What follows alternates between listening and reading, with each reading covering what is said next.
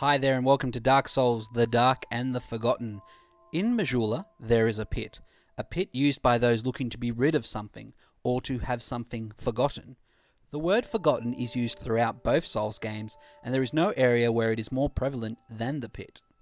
The creators may have had some fun with the wording in this area, as in the very depths of the pit lies the great soul boss, the Rotten, whose very name is derived from forgotten, with the letters remaining spelling out fog, and in a bit of an irony, dark fog can be found upon a corpse in the gutter down the pit.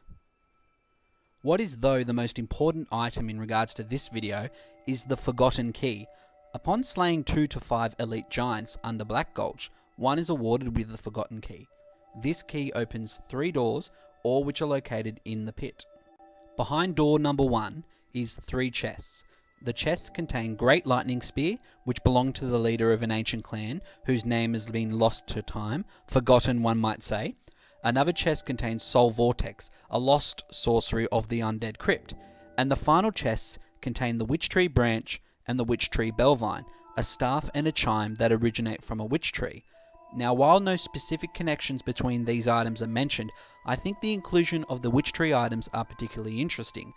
In Dark Souls 1, a witch was able to be summoned to assist the chosen undead with 2 boss fights. Witch Beatrice was able to be summoned for the 4 Kings in New Londo and the Moonlight Butterfly in Darkroot Garden.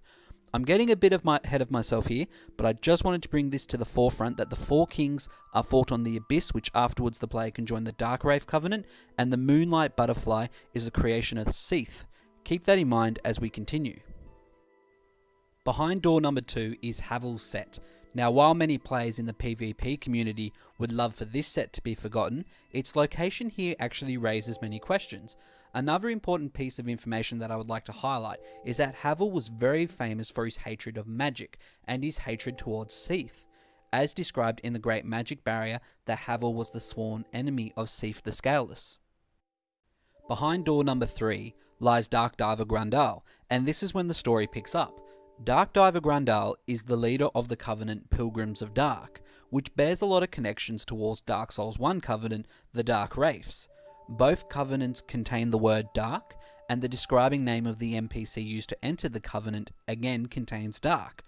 Upon joining the Pilgrims, the player is given the Abyss Seal, and to join the Wraiths, the player must learn to walk the Abyss. To gain a rank for the Pilgrims, the player must offer a humanity to traverse the Dark Chasm, while the Wraiths offer humanity alone. Now, back to the Pilgrims of Dark though alone, their location down the pit indicates they were wanting to be forgotten, but as you might be aware, there are 2 other places the player can encounter this covenant. The 2 other locations are Drangleic Castle and the Shaded Woods.